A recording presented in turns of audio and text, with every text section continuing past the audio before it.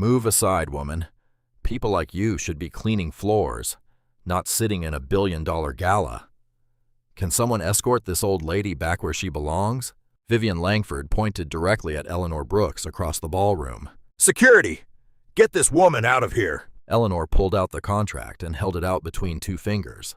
In that case, it seems our partnership won't be moving forward. The moment Eleanor uttered those words, Vivian's downfall became inevitable. The ballroom smelled like money, not the clean, honest kind. The kind that had been sitting in the same family for so long, it started to smell like old leather and entitlement. Chandeliers the size of small cars blazed overhead. Waiters in white gloves moved through the crowd like ghosts, refilling glasses that were never quite empty. A string quartet played in the corner.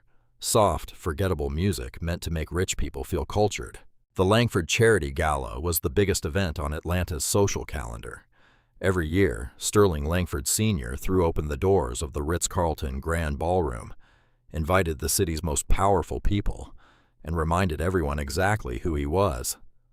Tonight, he had more reason than usual to celebrate. Only days left. That's all that stood between Sterling Langford and the biggest deal of his life. A massive sum, a real estate acquisition that would make him the single largest private commercial property owner in the entire American South. His attorneys had assured him everything was in order. One outstanding signature remained, some trust administrator, an elderly widow connected to the Brooks Legacy Trust. A formality, nothing to worry about. Sterling worked the room like a man who had already won. He was tall, silver-haired, and wore his tuxedo like a second skin. His laugh was too loud and his handshakes too firm, the kind of man who made every gesture feel like a performance.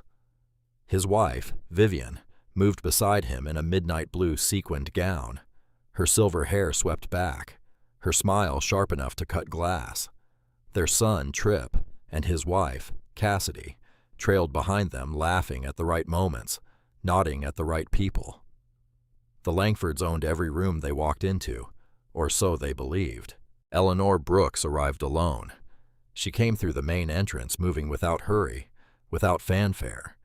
She was in her late 60s with close-cropped silver hair, warm brown skin, and the kind of posture that came not from arrogance, but from decades of standing straight in rooms that wanted her to shrink. Her dress was deep burgundy velvet, elegant, not flashy. Pearl earrings, low heels, a small clutch purse held close at her side. She looked like exactly what she was, a woman who had nothing to prove. At the registration desk, a young staffer scrolled through the guest list with growing nervousness. "I'm sorry, ma'am. I'm not finding a... Can you spell your last name again?" "Brooks," Eleanor said patiently. "It may be listed under the LLC. Brooks Legacy Trust." More scrolling. An awkward silence stretched out. People nearby began to glance over. That was when Vivian Langford spotted her. Vivian stopped mid-conversation. She looked Eleanor up and down, the unhurried dress, the modest heels, the woman standing alone at a desk full of confused staff. A slow smile spread across her face. She leaned toward Cassidy, not even bothering to lower her voice. "Good Lord," Vivian said. "Who let the help wander in from the kitchen?" She lifted her champagne flute and pointed at Eleanor. "Somebody ought to tell her the serving trays are in the back." The laughter came fast. Tripp's shoulders shook. Cassidy covered her mouth, but her eyes were bright with amusement. Sterling Sr. glanced over, saw what his wife was doing, and simply turned away. He didn't correct her, didn't even flinch. The small cluster of guests nearby went dead quiet. Naomi Ellis froze.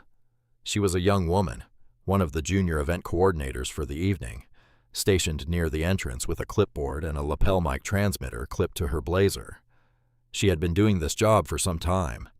She had seen rich people be rude before. But this was different. This was public. This was cruel. And it was loud enough that half the entrance hall had heard it. Naomi looked at Eleanor, bracing for the reaction. There wasn't one. Eleanor's face didn't change. Not a flicker. Not a tightening of the jaw. Not a blink. She stood at that registration desk with the stillness of someone who had been in worse rooms, faced worse people, and come out the other side. She looked at the staffer, not at Vivian, not at the laughing cluster, and said simply, "Take your time." The staffer found the entry. Eleanor took the badge with steady hands and pinned it to her dress. It read, Eleanor M. Brooks, Brooks Legacy Trust. She walked into the ballroom. Naomi watched her go, heart hammering, unable to shake the feeling that something enormous had just happened, and that the Langfords were the only ones in the room who didn't know it yet. Eleanor had taken only a few steps into the ballroom when Reg found her. Reginald Ellis moved fast for a man in a tuxedo. He was broad-shouldered, dark-skinned, with close-cropped hair going gray at the temples, and the kind of face that didn't waste expressions on things that didn't matter. He had been Eleanor's attorney for decades. He had stood beside her in federal courtrooms, in church basements, in hospital waiting rooms. He knew her tells, the slight lift of her chin, the way her fingers curled when she was containing something. He gripped her elbow and steered her firmly toward a quiet alcove near the east wall, half hidden behind a column draped in white fabric. "We have a problem," he said. "We have several," Eleanor replied. "Which one are you referring to?" Reg didn't smile. "The Langfords don't know who you are." Eleanor looked at him steadily. "Explain that." He did. For weeks, the Langfords' legal team had been communicating exclusively with Eleanor's administrative proxy, a property manager named Gerald, who handled routine trust correspondence. The attorneys had identified the Brooks Legacy Trust only by its LLC registration number. They had never once cross-referenced the trustee's name against a real person. They assumed, because it was easier, because it fit their worldview, that the person holding the significant stake was some distant corporate administrator, maybe a bank, maybe a hired manager, certainly not the woman herself. They had been chasing a signature without ever looking at whose hand held the pen. "They have no idea," Reg said, his voice low and tight. None. Their lead attorney called Gerald twice this week. Gerald referred them to me. I've been returning their calls from a blocked number. He paused. "Eleanor, they spent weeks trying to pressure a proxy. The actual trustee, you, they have never spoken to directly." Eleanor absorbed this without blinking. Across the room, she could still hear the tail end of Vivian's laughter. "And Walter?" she asked. "That's the other thing." As if on cue, Walter Lang appeared at the edge of the alcove.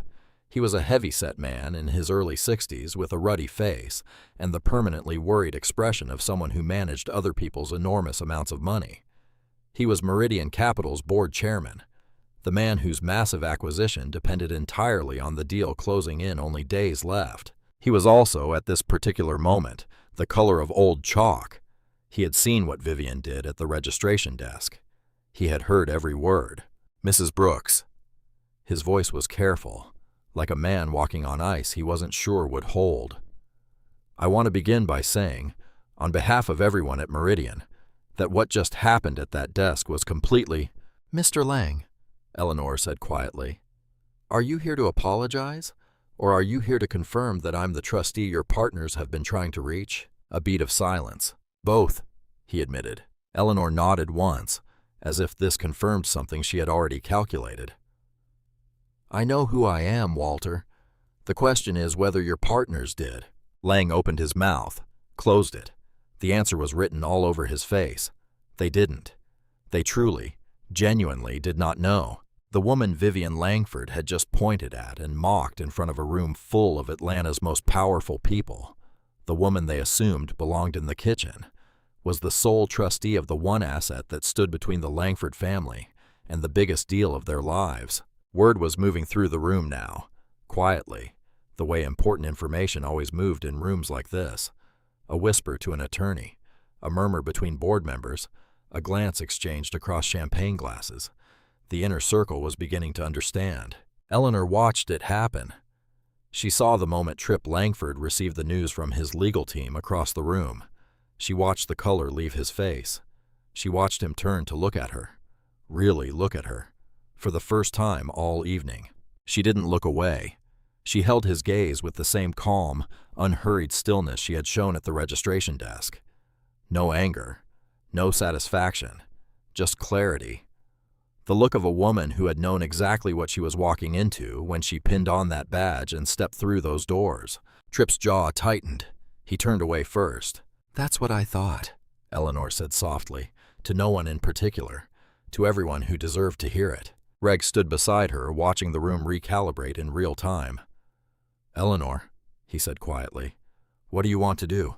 She straightened her spine, smoothed the front of her burgundy dress with one hand, picked up a glass of water from a passing tray.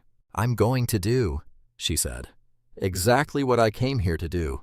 Sterling Langford Sr. crossed the ballroom, like a man who had never once been told no. The crowd parted for him naturally, the way crowds always parted for men like Sterling. He moved with the loose, easy confidence of someone who believed every problem in the world had a price tag, and he had never yet found one he couldn't afford. His smile was already deployed before he was halfway across the floor. Hand extended, eyes warm, voice ready. Eleanor watched him come. She didn't move toward him, didn't adjust her posture, didn't put down her glass of water. She simply stood and watched him cross the distance between them, and by the time he arrived, his hand still outstretched and his smile still gleaming, she had already decided exactly how this would go. "Mrs. Brooks." His voice was rich and smooth, like something rehearsed in front of a mirror. "What an absolute honor. I am so sorry about the confusion at the door. Completely unacceptable. And I assure you it will be addressed." He said this as though the confusion at the door had been a clerical error, and not his wife pointing at a black woman and suggesting she belonged in the kitchen. "We are so glad you're here tonight." Eleanor looked at his outstretched hand. She did not take it. "Mr. Langford," she said. Her voice was pleasant, precise, the voice of a woman who had spent decades in courtrooms. Sterling's smile flickered, just barely, then reset. He lowered his hand smoothly, as if he'd meant to put it in his pocket all along. He shifted closer, dropping his voice to a confidential murmur, glancing briefly at Reg before deciding to ignore him entirely. "I'll be direct with you," Sterling said. "I respect your time too much for anything else. The Meridian acquisition is only days from closing. The offer we've structured for the Brooks Trust is more than generous, considerably above market. Your late husband built something remarkable, and we intend to honor that legacy." He paused, letting that land. "All we need is your authorization, tonight, if possible, or first thing tomorrow morning at the latest." Eleanor listened to all of it without interrupting. When he finished, she opened her small clutch purse. Sterling watched with the relaxed expression of a man expecting a pen. What she produced was not a pen. It was a single folded document, crisp, precise, prepared. She held it out to him between two fingers, the way you hand something to someone you don't particularly want to touch. Sterling took it, unfolded it. His eyes moved across the first paragraph. The smile died. The document was a formal notice of trust review and withdrawal of good faith negotiation status. It was dated recently. It had been prepared by Reg before Eleanor ever set foot in this ballroom. Before tonight, before the registration desk, before Vivian and her champagne glass and her pointing finger. Eleanor had already made her decision. She had not come tonight to be persuaded. She had come to deliver this in person because Thomas had always told her, "When you close a door, close it to someone's face so they know it's closed." Sterling looked up from the document. The charm was gone. What replaced it was something colder and more honest. "You can't be serious," he said. "I am entirely serious." Eleanor's voice carried, not loud, but clear. Clear enough for the tight circle of board members and attorneys who had drifted closer, sensing something significant. "Your family's conduct this evening confirmed everything I needed to know about how the Brooks Legacy Trust's assets would be stewarded under your management." Sterling's jaw tightened. "Mrs. Brooks, I strongly advise you to think carefully about—" "I have thought carefully," she said. "I've been thinking carefully for weeks while your attorneys called my proxy and assumed I wouldn't notice." She paused. "I noticed everything, Mr. Langford." She turned and walked toward the exit. The room felt it. The shift. The sudden stillness that spreads through a crowd when something irreversible has just happened and everyone present knows it. Reg fell into step beside her without a word. Behind them, Walter Lang's phone rang. He answered it, listened for a short time, and closed his eyes.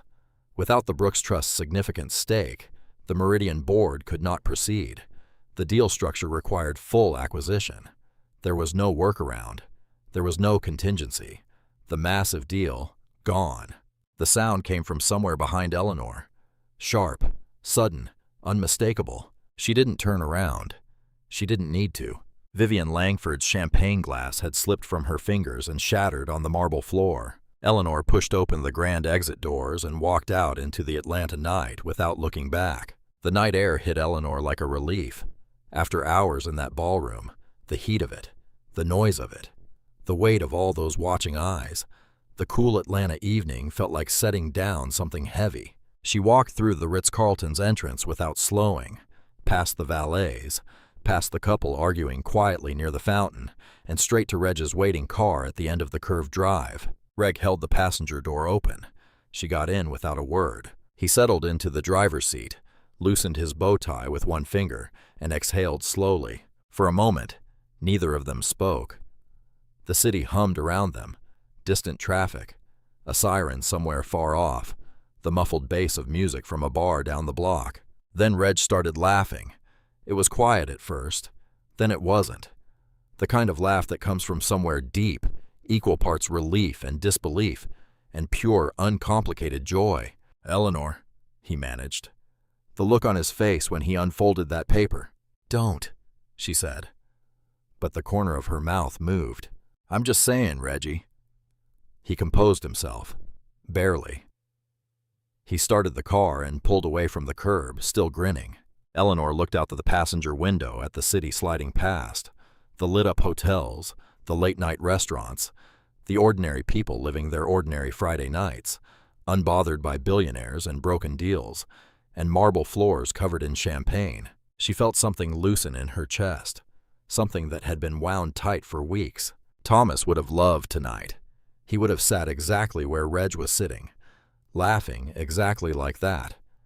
And then he would have reached over and squeezed her hand and said, she could hear his voice so clearly, it almost hurt, "That's my Eleanor, cool as January water." She pressed her fingers lightly against the car window. "We did it, Cal." Reggie's phone rang.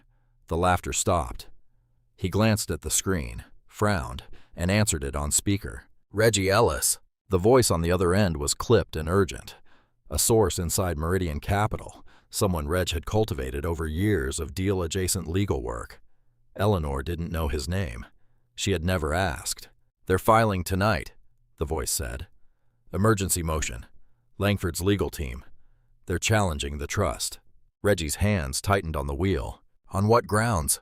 "The original 1987 trust document. There's a co-trustee clause names a Franklin Brooks as required co-signatory on major disposition decisions." A pause. "They're saying the 1999 amendment that dissolved it has a technical filing defect. If the challenge holds, Mrs. Brooks can't act unilaterally." The car felt smaller suddenly. Eleanor stared straight ahead. "They've been sitting on this," Reg said. It wasn't a question. "Weeks," the voice confirmed. "It was their contingency. If she signed, they never needed it. She didn't sign." Another pause, heavier this time. "There's more. They've already contacted Franklin Brooks directly. They're offering him a substantial sum to file an affidavit supporting their position." The silence in the car was total. Eleanor knew Franklin. She had known him for decades, known his resentment, known the way he had sat at Thomas's funeral with his arms crossed and his jaw set, furious at a dead man for leaving everything to a trust instead of to family. She had tried in the years since to extend kindness. It had never quite taken. Franklin Brooks was the man who had turned his grief into something with teeth, and now someone had handed him a substantial sum, reasons to use those teeth on her. "Has he agreed?" Reg asked. "His attorneys filed the affidavit hours ago." Reg ended the call. For a long moment, the only sound was the car moving through Atlanta streets. A red light caught them at the corner of Peachtree and Pine. Eleanor watched a young woman cross in front of the headlights, laughing at something on her phone, completely untouched by any of this. "They turned it into a weapon," Eleanor said quietly. "Yes, the deal isn't dead. They're using the legal challenge to try and force my hand. Yes, Reg said again. His voice was careful now. All the laughter from minutes ago was completely gone. If a court finds the co-trustee clause was never properly dissolved, they could seek an injunction freezing the trust's assets. And if they get Franklin positioned as co-trustee, they get their deal, Eleanor finished. Through him. The light turned green. Eleanor looked out the window at the city her husband had loved and built and refused to abandon even when it was hard. Take me home, Reg, she said quietly. We have work to do. Thomas had built the brownstone with his own hands. Not entirely. He'd had help. Friends from the congregation, men who showed up on Saturdays with tool belts and covered dish suppers their wives sent along. But the foundation decisions, the framing choices, the details that made a house a home, those had been Thomas's. The wide crown molding, the built-in bookshelves lining the study walls, the kitchen window positioned precisely to catch the morning light over the backyard garden. Eleanor had lived here for decades. She knew every creak and every floorboard. By morning, the dining room table was buried under paper. Reg had arrived at dawn with 2 trust law specialists, a sharp-eyed woman named Patricia Chen, and a quiet, methodical man named Bernard Ellis, both carrying laptops and the particular focused energy of people who understood they were behind. Several bankers' boxes of trust documentation sat stacked against the wall. 2 laptops glowed open. Several empty coffee cups had already accumulated near the window. Eleanor sat at the head of the table in a pressed blouse and reading glasses, looking like exactly what she was. A woman who had been awake since before anyone else arrived and had already read more than any of them. Patricia spread the documents across the table and didn't waste time. The co-trustee clause is real, she said. It's in the original 1987 document, Section 4, subsection C. Thomas named his brother Franklin as required co-signatory on any major disposition decision, defined as any transaction exceeding a certain amount. She tapped the page. The 1999 amendment was clearly intended to dissolve it. Thomas's intent is not in question, but the amendment was filed with a technical defect. The notarization references the wrong county recorder's office. Under strict reading of Georgia trust law, that defect is arguable. How arguable? Eleanor asked. Arguable enough to litigate, Bernard said. Not a slam dunk for the Langfords, but enough to get in front of a judge. Reg leaned forward. And if they get in front of a sympathetic judge and succeed, then the court issues a temporary injunction freezing the trust's assets while the co-trustee question resolves. That process takes months, 6, maybe 8. Patricia paused. During that window, the court could appoint a receiver to manage trust operations. The word sat on the table like something no one wanted to touch. A receiver. A court-appointed outsider handed the keys to everything Thomas built. Someone with no loyalty to Eleanor, no understanding of what the trust represented, no reason to refuse a massive offer from a well-resourced family with excellent attorneys and a very persuasive checkbook. And Franklin, Eleanor said. Walk me through what he actually filed. Bernard pulled the affidavit. He's affirming the Langfords' position, stating that to his knowledge, the co-trustee clause was never properly dissolved, and that he believes he retains legal standing as co-signatory. He set the paper down carefully. He's not lying exactly. He genuinely may not know about the amendment, or he's choosing not to know. Eleanor removed her reading glasses and set them on the table. She had known Franklin Brooks since she was in her 20s. She had watched him stand at the back of the church at their wedding with his arms folded, like a man attending something he'd been dragged to. She had watched him and Thomas argue at Thanksgiving tables and reconcile at Easter dinners and argue again. She had watched him sit at Thomas's funeral with dry eyes and a clenched jaw, and she had understood, even then, even in her own grief, that Franklin's anger was really just love with nowhere to go. That didn't make what he was doing acceptable. It just made it human, and humans, Eleanor knew, could be reasoned with, or they could be defeated in court. Either way, she intended to handle it. What do we need? She asked. Time, Patricia said, and anything that corroborates Thomas's intent to dissolve that clause. Correspondence, notes, anything from the original trust attorney. The attorney died years ago, Reg said. His files didn't, Eleanor replied. Everyone looked at her. Gerald has the archive contact for the estate. Thomas was meticulous. If he directed that amendment, he wrote it down somewhere first. She stood, smoothing her blouse. Find it. The room went back to work. That evening, after everyone had gone, Eleanor sat alone in Thomas's study. The bookshelves surrounded her like old friends. His photograph watched her from the corner of the desk. That wide, easy smile. The one that had made her say yes decades ago without a moment's hesitation. She picked it up with both hands. I need you to have been smarter than them, Cal. Please. She set it down gently, straightened her spine, and walked back to the war room. The fight had only just begun. The call came in on a Tuesday. Reg was at the dining room table buried in trust law precedents when his assistant forwarded the message through the firm's public line. A young woman named Naomi Ellis was asking to speak with someone on Eleanor's legal team. She said it was about the Gala. She said it was important. Reg called her back within the hour. He listened for several minutes without interrupting. Then he said, "Don't talk to anyone else. Don't send anything to anyone else. I'll meet you this afternoon." He hung up and looked at Eleanor across the table. "You remember the young woman from the registration desk? The event coordinator?" Eleanor looked up from her reading glasses. "The one with the clipboard? She had a lapel mic." They met at a coffee shop several blocks from the brownstone. Nothing fancy. The kind of place with mismatched chairs and a chalkboard menu and regulars who minded their own business. Naomi was already there when they arrived, seated in the back corner with both hands wrapped around a coffee cup she clearly wasn't drinking from. She was in her mid-20s, neatly dressed with careful eyes that moved to the door the moment they walked in. She stood when she saw Eleanor. "Mrs. Brooks?" Her voice was steady, but her hands weren't. "I wasn't sure if I should call. I almost didn't. But you did," Eleanor said simply. She sat down across from her. "Tell me what you have." Naomi explained it carefully.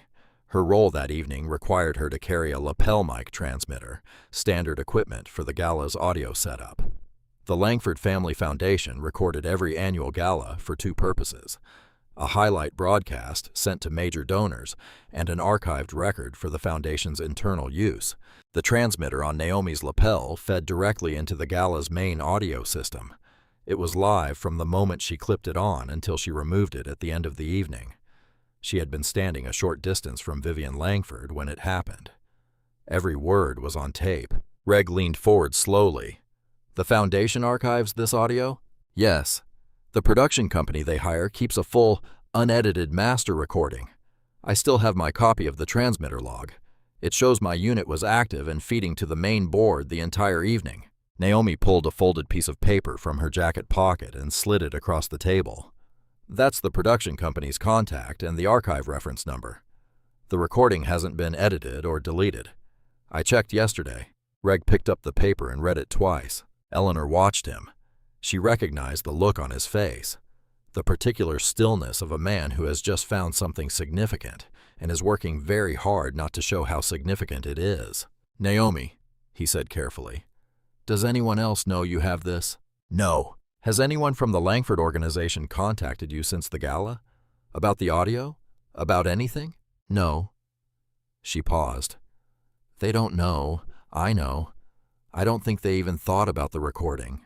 That was the thing about people like the Langfords, Eleanor thought. They said whatever they wanted, whenever they wanted, to whoever was standing nearby. Because they had spent their entire lives in rooms where no one with less power ever pushed back. It never occurred to them to be careful. Why would it? Nothing had ever cost them anything before. Back at the brownstone that afternoon, Reg contacted the production company directly and initiated the formal authentication process for the archive recording. By evening, they had a confirmed copy. Crystal clear audio, timestamp verified. Vivian's voice unmistakable. The laughter of Tripp and Cassidy and the rest of the cluster captured in full. Reg sat back in his chair and rubbed his face with both hands. "This isn't just optics," he said. "This is evidence. The Langfords' entire legal narrative depends on framing Eleanor as an irrational actor, an elderly widow manipulated by her attorneys into blocking a deal that would benefit the trust. This recording destroys that narrative. It establishes that on the same evening they were seeking her signature. Their family publicly humiliated her based on her race and her age. He looked at Eleanor. That goes to intent. It goes to the hostile environment surrounding their so-called good faith negotiation. It supports a discrimination claim that could reframe this entire legal battle. Eleanor had listened to the recording once, sitting very still, hands folded in her lap, eyes closed.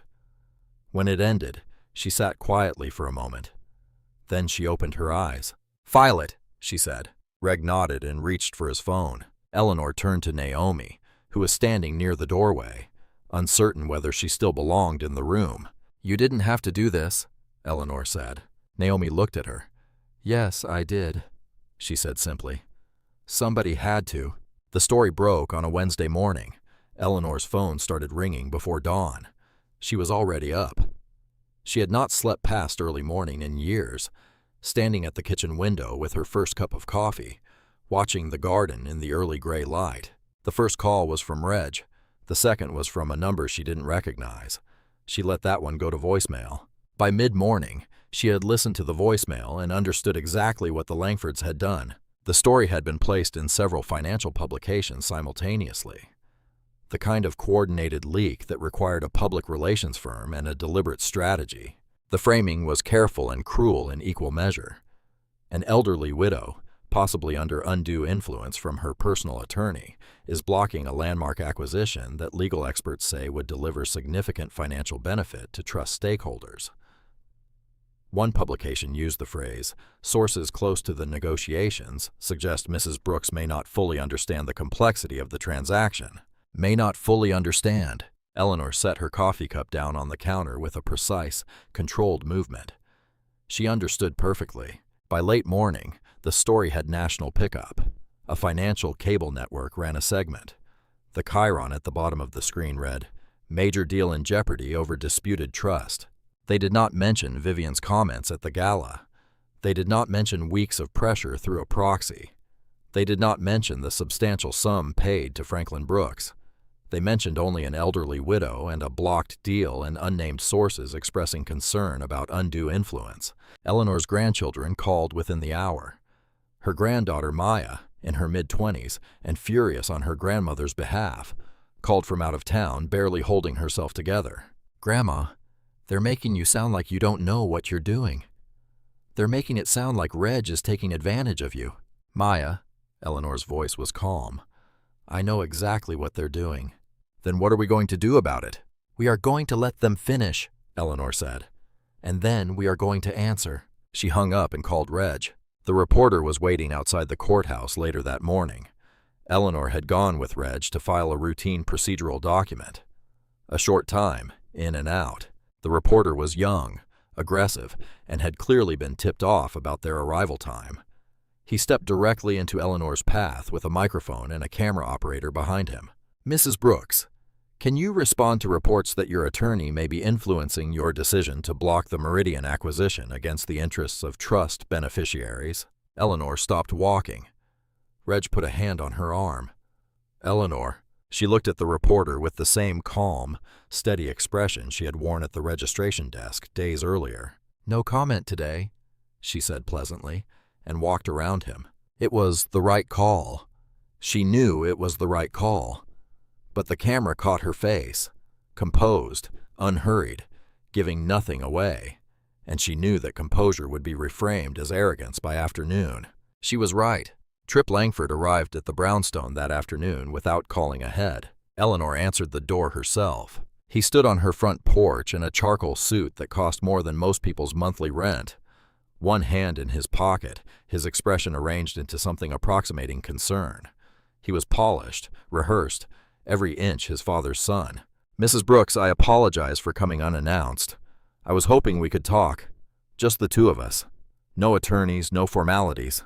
Eleanor looked at him for a moment. Then she stepped back from the door. "Come in." She led him to the front sitting room.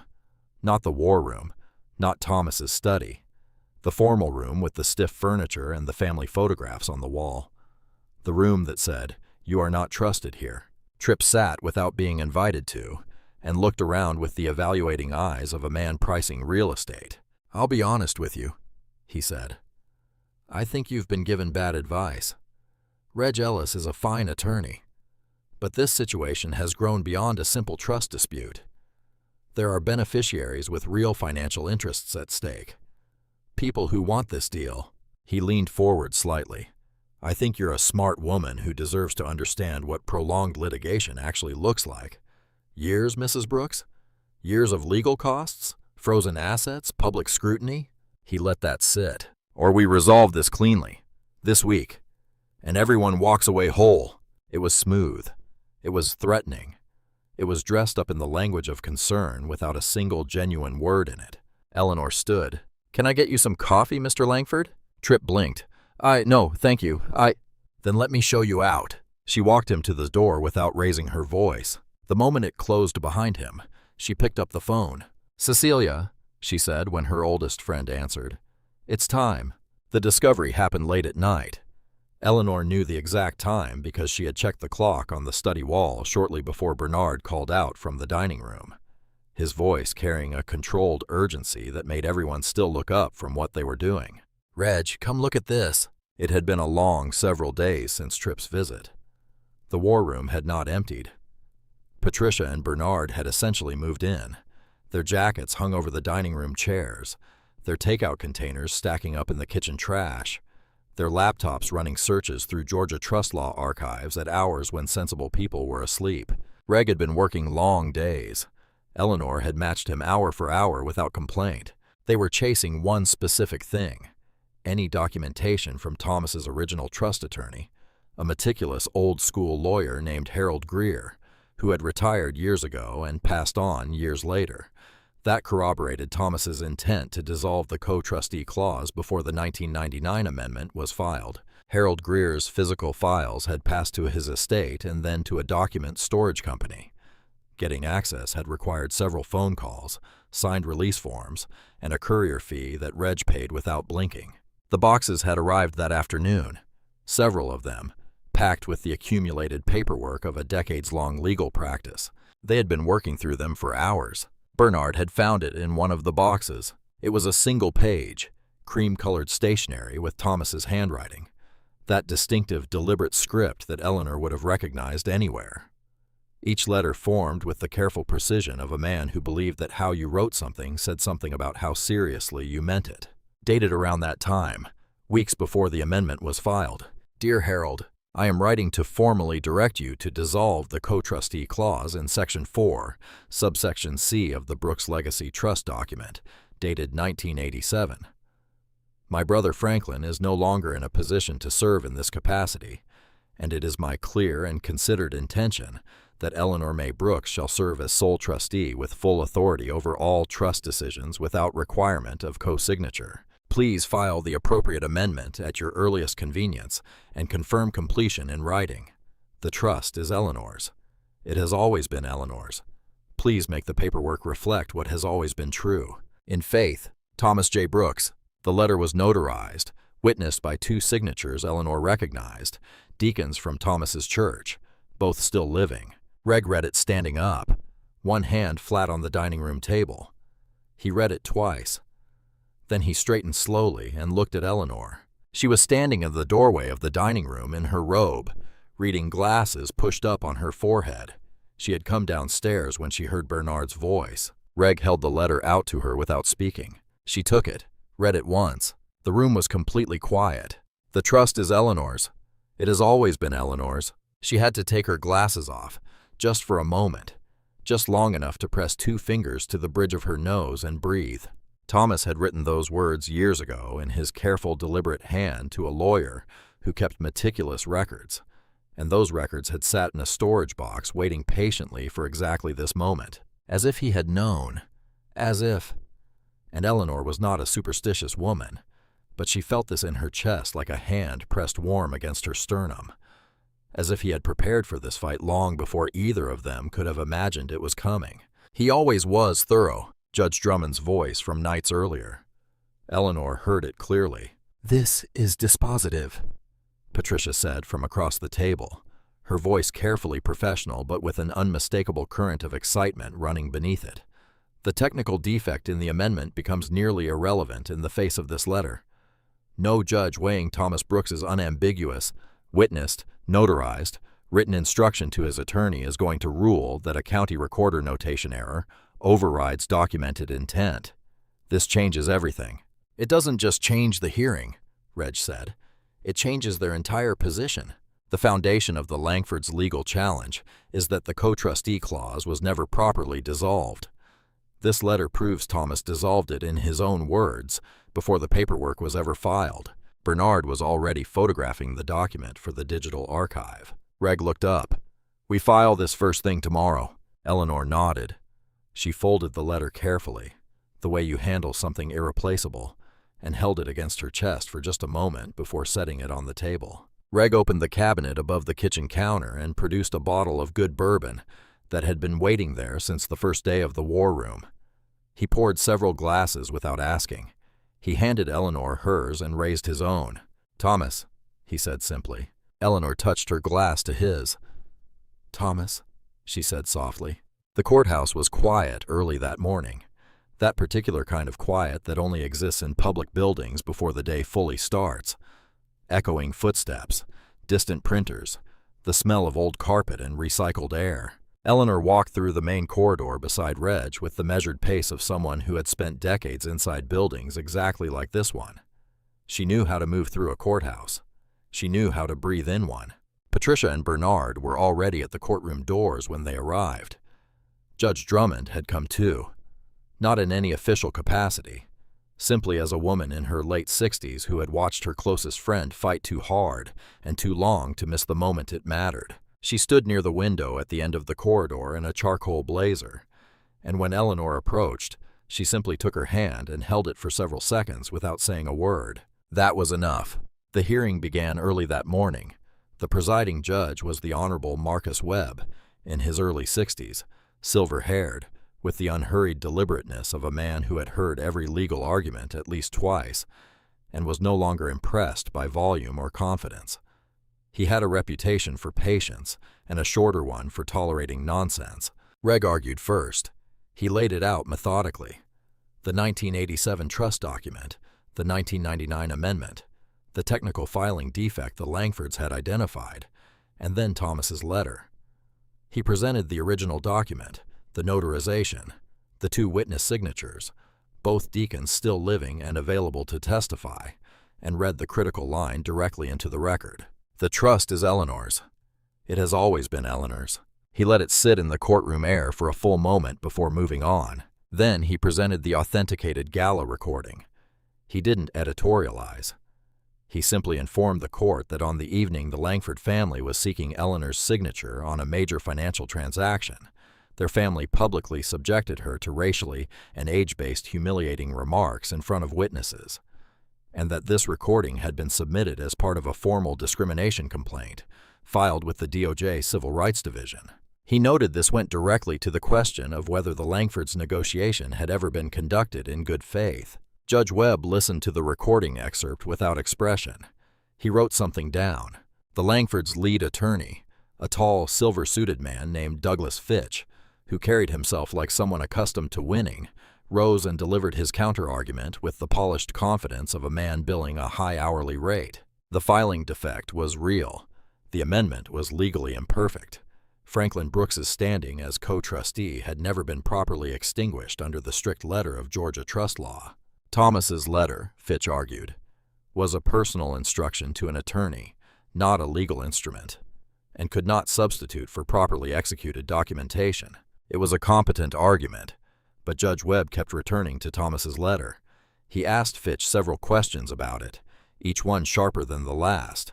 He asked whether the Langford position required the court to believe that a notarized, witnessed, written instruction from a trust's creator to his own attorney, explicitly stating his intent and direction, should be legally subordinate to a county recorder error. Fitch said yes. "With respect, Your Honor, yes." Judge Webb wrote something else down. The session concluded late that morning. No immediate ruling. Judge Webb stated he required time to review the complete record. Both parties would receive written notice within several business days. In the corridor afterward, Fitch gathered his files without making eye contact with anyone on Eleanor's team. That told Reg everything he needed to know. By evening, the war room felt different. Eleanor's granddaughter, Maya, had driven over with 2 bunches of flowers from the farmer's market. Sunflowers because she remembered they were Thomas's favorite. She put them in the big mason jar on the kitchen counter and stood on her toes to hug Eleanor for a long time without saying anything. Reg had opened another bottle. Judge Drummond sat in her usual armchair and declared with the authority of someone who had presided over hundreds of hearings that the judge's questions to Fitch were not the questions of a man who planned to rule against them. Eleanor sat in the garden as the last of the light faded over Thomas's roses. The evening was warm and still. Somewhere down the block, a neighbor was grilling and the smell drifted over the fence and mixed with the roses in the cooling air. For the first time in weeks, Eleanor Brooks allowed herself to feel something close to peace. She closed her eyes and turned her face toward the last of the light. Almost, Cal. Almost. The ruling arrived on a Friday afternoon. Reg received it by electronic filing in the afternoon. Eleanor was in the kitchen making tea when she heard his chair scrape back hard against the dining room floor. The sound of a man who had stood up without meaning to. She set the kettle down and walked to the doorway. Reg was standing at his laptop, perfectly still, reading. She knew from his stillness that it was not good. He read it to her straight. No softening, no preamble, because Eleanor had never once in decades asked him to soften anything, and he respected her too much to start now. The judge found the technical defect question too complex for summary resolution. A full evidentiary hearing would be required. The court needed testimony from both living witnesses to Thomas's letter, a deposition from Franklin Brooks, an expert analysis of the filing defect under Georgia trust law. The hearing was scheduled for weeks from Monday. The injunction request, the Langfords' attempt to freeze the trust's assets immediately, was neither granted nor denied. The trust would remain in operational limbo pending the full hearing.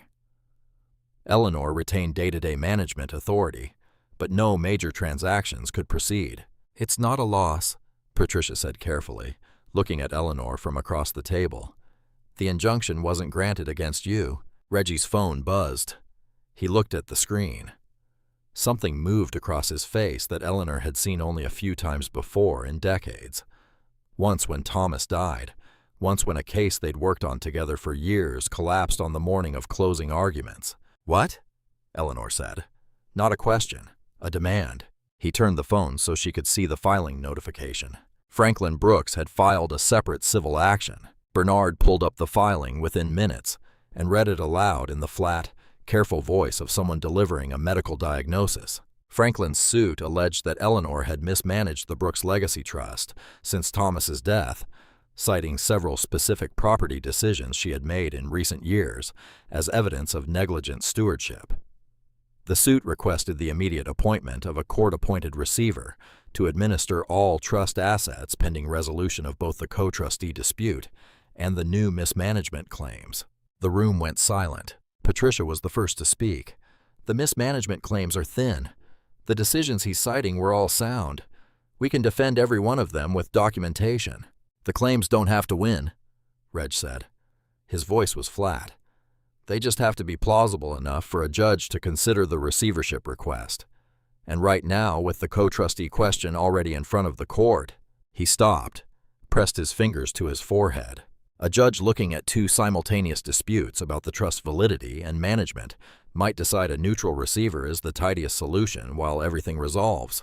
And the receiver," Eleanor said quietly, "would be court-appointed, outside your control, under pressure from the most well-resourced party in the room." Reg looked at her. "Eleanor, if they get a receiver appointed before the evidentiary hearing, they get their deal," she said. "Through the receiver, without my signature." It was the same conclusion she had reached in the car weeks earlier on the night it all started.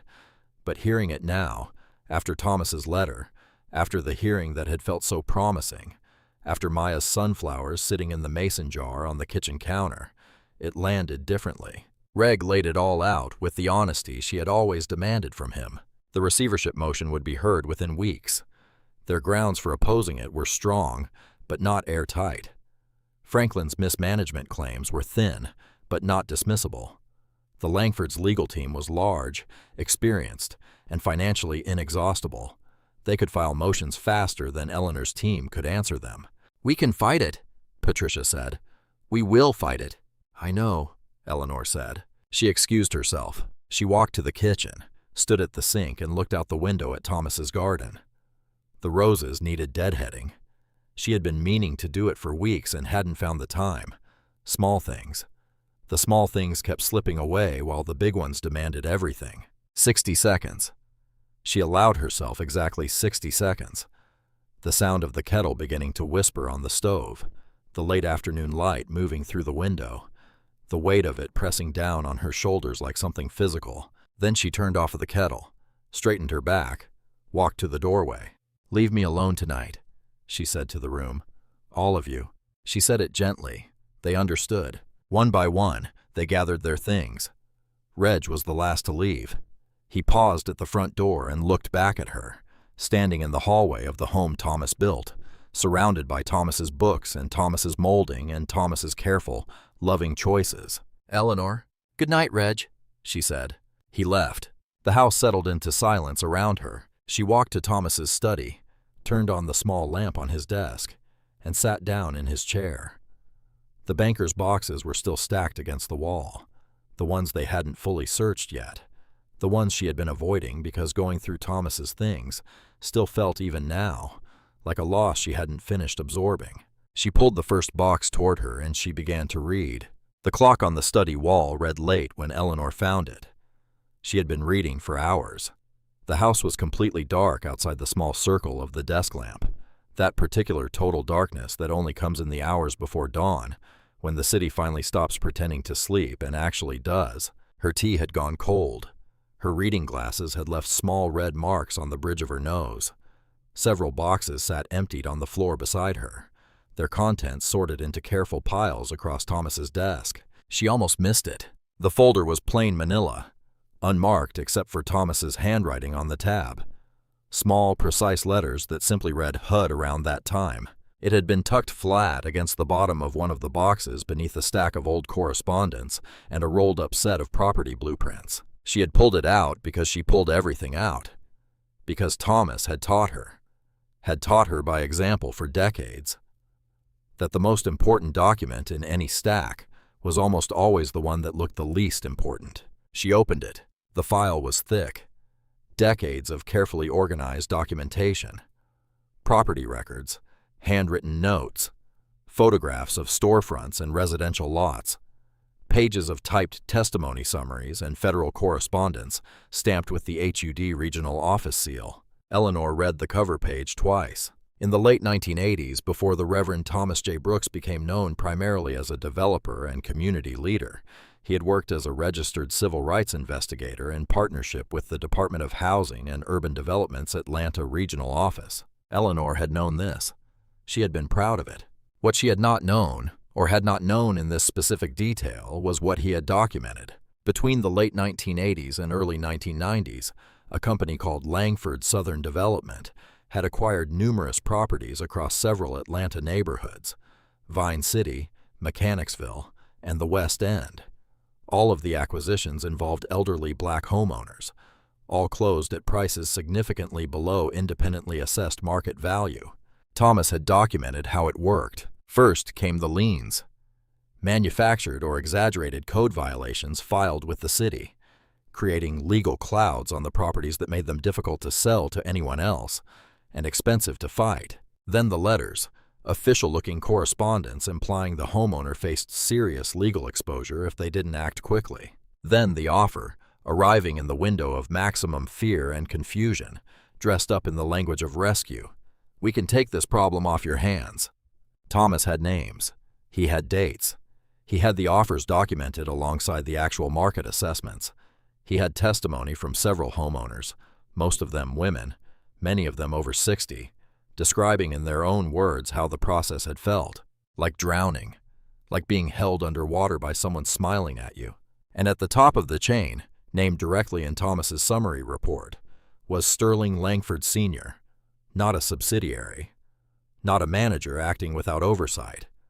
Sterling himself, his signature on acquisition authorizations, his name on the corporate filings, his fingerprints on numerous stolen properties in the neighborhoods where Eleanor now lived and worked and tended the roses Thomas had planted. The HUD file had been submitted to the regional office around that time. Thomas had followed up twice. There was a response acknowledging receipt. Then, nothing. The file had been received, logged, and buried. The way inconvenient things were buried when powerful people had the right friends in the right offices. But Thomas had kept his copy. Of course he had. Eleanor sat in the silence of the study for a long time.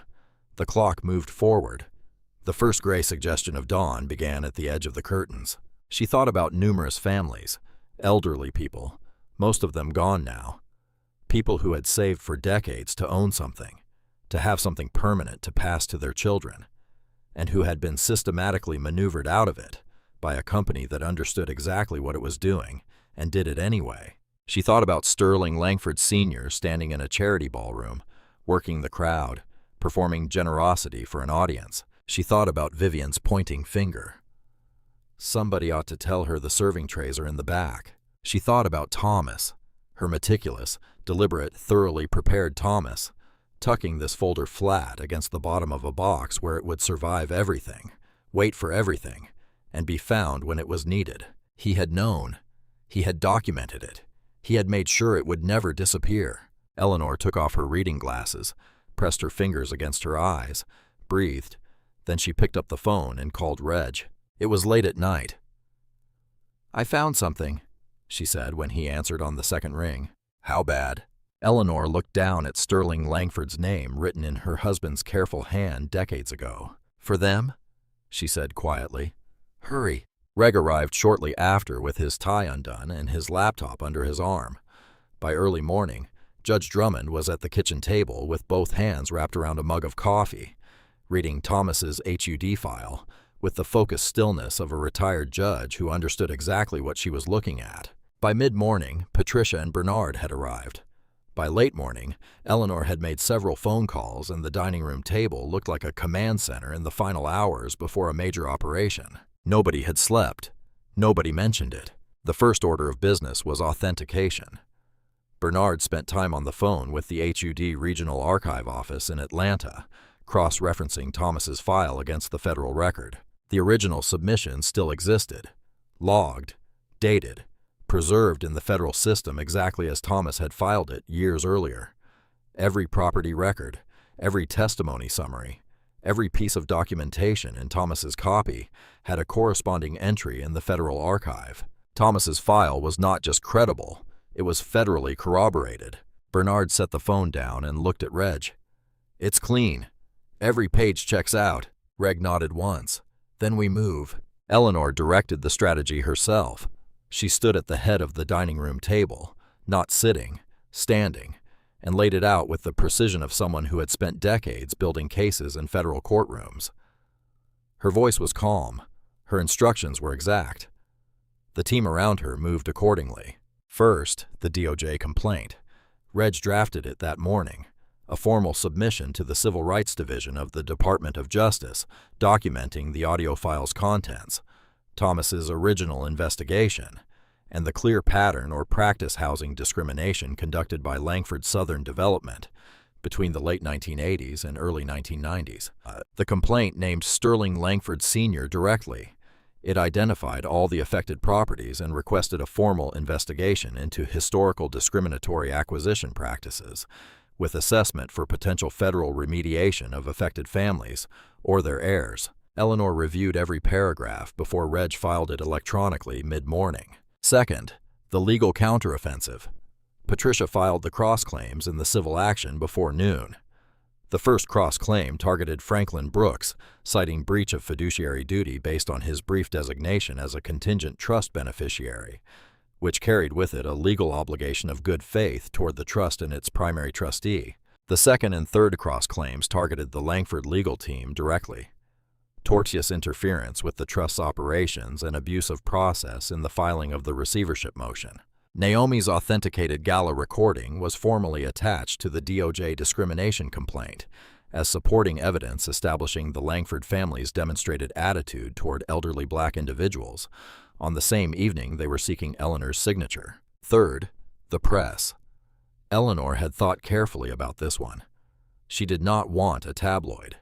She did not want outrage-driven social media. She wanted a journalist who understood what this story actually was. Not a dramatic gala moment, but a decades-long arc of exploitation, documentation, survival, and reckoning. She found him through Judge Drummond, who had crossed paths with him during a housing discrimination case years earlier. His name was David Ellis, a veteran investigative journalist at a major national newspaper with years of work on redlining and predatory real estate practices in American cities. He arrived at the brownstone in the afternoon, sat across from Eleanor at the kitchen table, and listened for over an hour without writing a single note. Then he opened his notebook. "Mrs. Brooks," he said, "I've been covering stories like this for years. I've never had one with documentation like this." "My husband was thorough," Eleanor said. By late afternoon, everything was filed, authenticated, and in motion. Reg stood back from the table and looked at what they had built in hours. The DOJ complaint, the cross-claims, the press briefing, the evidentiary package combining Thomas's HUD file, the notarized letter, and the authenticated Gala recording into a single, comprehensive record of who Sterling Langford Sr. was, what his family had done, and what it had cost real people across decades. Judge Drummond stood in the kitchen doorway with her second coffee and surveyed the room with the quiet satisfaction of someone watching a very long game reach its final moves. Eleanor prepared her statement at the dining room table, writing it by hand, first the way she always had in the same deliberate script Thomas had loved. She wrote it once, read it back, changed a couple of words. Reg watched her and asked quietly whether she wanted him to deliver it instead. She looked up from the paper. "Thomas documented this for decades," she said. "I'm going to be the one who says it out loud." She set down her pen, straightened the page, and looked out the window at the garden. Tomorrow morning, the courthouse steps. She was ready. The Atlanta morning was clear and bright and sharp, the kind of morning that felt like the city had been scrubbed clean overnight. Blue sky, cool air, the trees along the courthouse block beginning to turn at the edges. Eleanor stood in front of the mirror in her bedroom early that morning, and dressed with the same deliberate care she had brought to every significant moment of her professional life.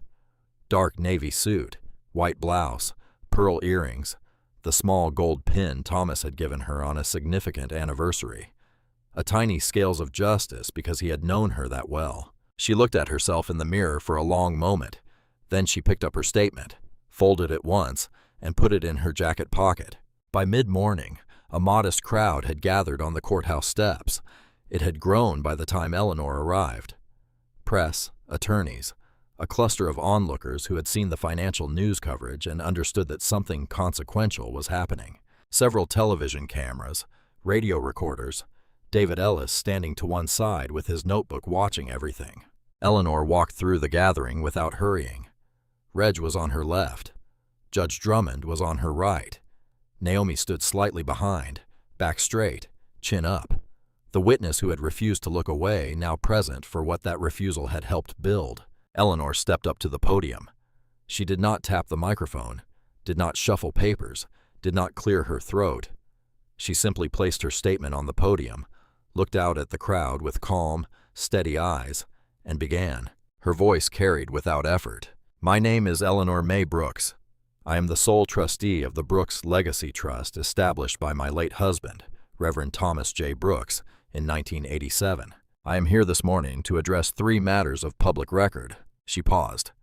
"Let the quiet work." First, on the evening of the gala at the Langford Family Foundation annual gala, Vivian Langford publicly directed remarks at me that were discriminatory in nature. Remarks about my race and my age made in front of witnesses while her family was actively seeking my signature on a major financial transaction. Eleanor's voice did not waver. "Those remarks were recorded. That recording has been authenticated and submitted as evidence in a formal complaint filed recently with the Civil Rights Division of the United States Department of Justice." A ripple moved through the crowd. Cameras adjusted. Second, my late husband, Reverend Thomas Brooks, served as a registered civil rights investigator in partnership with HUD's Atlanta regional office between the late 1980s and early 1990s. During that time, he documented a clear and deliberate pattern of racially discriminatory property acquisition practices conducted by Langford Southern Development, the predecessor company to Sterling Langford Sr.'s current real estate empire. She looked up from the page directly into the nearest camera. Thomas documented numerous acquisitions targeting elderly black homeowners across several Atlanta neighborhoods. He documented manufactured liens, coordinated legal harassment, and pressure buyouts at significantly below market value. He named Sterling Langford Sr. directly. He filed that documentation with the federal government around that time. It was buried. She paused again. It is no longer buried.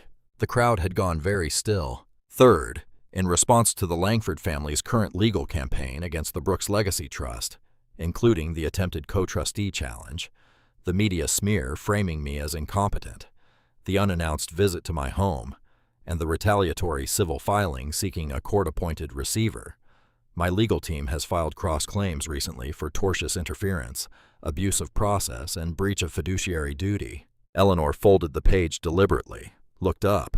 The Langford family mistook my stillness for weakness. Her voice was quiet now, quieter than anything she had said before, and somehow that made it carry further. They assumed that because I am an elderly black woman, I could be humiliated in public, pressured in private, and buried in paperwork until I surrendered what my husband and I spent a lifetime building. They were wrong. She stepped back from the podium. The crowd erupted. The clip was everywhere within a short time. Walter Lang watched it from his office on a high floor of the Meridian Capitol building, leaning forward with both elbows on his desk, watching Eleanor's face on his laptop screen as she said they were wrong and stepped back from the podium. He watched it twice. Then he picked up his phone and called an emergency board meeting for that afternoon. Naomi stood at the bottom of the courthouse steps and handed Eleanor a bottle of water as she descended. Their eyes met. No words were needed. Reggie's phone was already ringing. Eleanor accepted the water, unscrewed the cap, and took a long, unhurried drink in the clear morning sunlight. The dominoes didn't fall slowly. They fell the way things fall when the structure holding them up was never as solid as it looked. Fast, loud, and all at once. Within days of Eleanor's press conference, the Langford empire began coming apart at the seams in ways that no amount of money or legal maneuvering could stop. Eleanor watched it happen from her kitchen. She wasn't gloating. That had never been her style. She simply stayed informed. Reggie called with updates. David Ellis sent verified information as his article moved through editorial. And Walter Lang, to his credit, called her directly with the Meridian news before it became public. The first domino was Meridian Capital. Walter Lang convened the emergency board meeting that afternoon. Eleanor's statement had aired on national financial news by midday. The DOJ complaint filing was public record shortly after. By mid-afternoon, several Meridian board members had already called Walter independently, asking the same question. How did we not know about the HUD file? The answer, of course, was that the Langfords had not disclosed it. Sterling Sr. had known that file existed, had known for decades, and had said nothing. That omission was not just a moral failure. It was a material misrepresentation of the legal and reputational risk profile of the entire acquisition partnership. The board voted that afternoon. Unanimous. Meridian Capital Group formally withdrew from the acquisition partnership with the Langford family, citing, in the carefully lawyered language of the official statement, material undisclosed legal and reputational risk factors inconsistent with fiduciary obligations to Meridian stakeholders. Walter called Eleanor that afternoon. "It's done," he said. "I'm sorry it took this long to do the right thing." "Walter," Eleanor said, "do better next time from the start." She hung up. The second domino was the banks. Sterling Langford Sr. had structured his finances in the particular way of men who believe their deals always closed. Leveraged aggressively, extended far beyond what the underlying assets could support, with the Meridian deal's cash injection serving as the load-bearing wall of the entire structure. When Meridian withdrew, that wall disappeared. Several banking relationships called within a day. Loan covenant reviews were initiated. Several bridge facilities were frozen pending reassessment. Sterling's publicly traded subsidiary opened that morning at its normal price and closed down significantly. By the next afternoon, it had lost a substantial portion of its total value across sessions. Tripp Langford had personally guaranteed several bridge loans against assets he had assumed would be backstopped by the Meridian deal proceeds. When the margin calls came, he had a short time to respond. He could not respond without liquidating core assets at fire sale prices. The math was brutal, and it was public, and it was entirely of his own making. The third domino was Vivian. The Gala recording had been playing on a loop across news platforms for days by the time the Langford Family Foundation began receiving calls. Several board members resigned publicly before the end of the week, each statement careful, each one saying the same thing in different words. This is not consistent with the values this foundation claims to represent. Vivian Langford, whose entire identity had been constructed around the performance of philanthropic grace, watched her social architecture collapse in real time. The charity circuit that had celebrated her for years went quiet. Invitations stopped arriving. The foundation's annual giving review was postponed indefinitely. She had laughed in a ballroom and pointed at an elderly black woman and said, "Somebody ought to tell her the serving trays are in the back." And now the world knew. Franklin called on a Thursday evening. Eleanor was in the garden deadheading the roses. Finally, the small thing that had been waiting for weeks when her phone buzzed on the garden table. She looked at the screen, sat down her clippers, answered. Franklin's voice was different. The hardness was gone. What was left underneath was something older and more tired and far less certain of itself. "The attorneys withdrew," he said. "I filed the non-contest this morning." Eleanor was quiet. "Thomas always said you were the strongest person he ever knew." Franklin's voice broke slightly on his brother's name. "I should have. I knew what I was doing, Eleanor. I want you to know that I knew." "I know you knew, Franklin." A long silence. "I'm sorry," he said. It came out broken, like something that had been held in too long and finally forced its way out whether he wanted it to or not. Eleanor looked at Thomas's roses in the fading evening light. "I know you're hurting," she said quietly. "You've been hurting for a long time, but you don't get to use my grief against me. Not ever again." She said it without anger, simply. Finally. "Okay," Franklin said. Just that. "Okay." She ended the call and stood in the garden for a while longer. The roses, the evening light, the city humming quietly beyond the fence. Reggie called late that evening with the final confirmation. The receivership motion had been formally withdrawn. The trust was fully hers. Eleanor sat in Thomas's chair in the quiet study in the home he built, surrounded by everything he left her, and she simply breathed. Weeks later, the roses were still blooming. That surprised Eleanor every time she looked at them. Fall roses weren't supposed to last this long. The Atlanta season had turned properly cool now, the mornings sharp and bright, the evenings carrying that particular smell of wood smoke and dry leaves that meant the season was genuinely changing. But Thomas's roses were still going. Stubborn, unhurried, refusing to quit before they were ready. She understood that completely. The garden was full by mid-afternoon. Reg arrived first, as he always did, with a bottle of sweet tea from the place on Martin Luther King Jr. Drive that Eleanor had been going to since the late 1980s. He set it on the garden table without ceremony and settled into the chair that had become his over the past weeks, the one nearest the fence with the slight wobble in the left leg that he had learned to compensate for without thinking about it. Judge Drummond arrived shortly after in a bright yellow cardigan that she wore like a declaration. She brought pound cake, her own, made from scratch that morning, because Margaret Drummond did not bring store-bought anything to important occasions, and this, she had informed Eleanor firmly over the phone, was an important occasion. Naomi came with Eleanor's granddaughter, Maya, the two of them having met for the first time recently, and fallen immediately into the easy rhythm of people who recognize something of themselves in each other. They came through the garden gate laughing about something, and the sound of it moved through the yard like something warm. Eleanor stood at the garden table and watched them all arrive, and felt the particular fullness of a life that had been tested and had held. There was news to share. Good news, the kind that arrived quietly and meant everything. The DOJ Civil Rights Division had formally opened an investigation into Langford Southern Development's historical acquisition practices the previous week. David Ellis's article had run in the national paper recently. Front page, above the fold, with Thomas's photograph and the headline, "A Reverend's decades-old file is finally being heard." Several of the families Thomas had documented were still traceable: elderly heirs, adult grandchildren of the original homeowners, and federal investigators were now assessing their cases for potential remediation. Thomas's file was finally doing what Thomas had always intended it to do. Eleanor had cried when she read the article. Once, privately, in the study. Then she had folded it carefully and placed it in the manila folder beside the HUD file. And she had put them both in the fireproof box where she kept the things that mattered most. The other news was the trust. Eleanor had made her decision recently, sitting in Thomas's study late one night with a legal pad and a pen, writing down what she actually wanted. Not what the law required, not what made financial sense on paper, but what Thomas had always wanted and never quite had the resources to execute. She was not going to sell.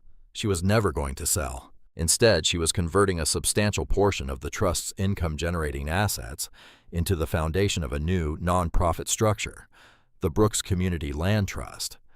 Its purpose was straightforward: to make affordable homeownership permanently available in Vine City, Mechanicsville, and the West End, the exact three neighborhoods where Langford Southern Development had spent years stripping elderly black families of the properties they had worked their whole lives to own.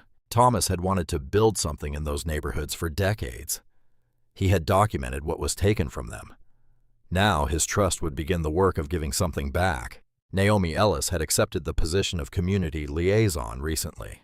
She had cried when Eleanor offered it. Eleanor had handed her a tissue and told her to stop that and get to work. In the garden, the afternoon settled into the easy rhythm of people who had been through something hard together and come out the other side. Reg poured the sweet tea.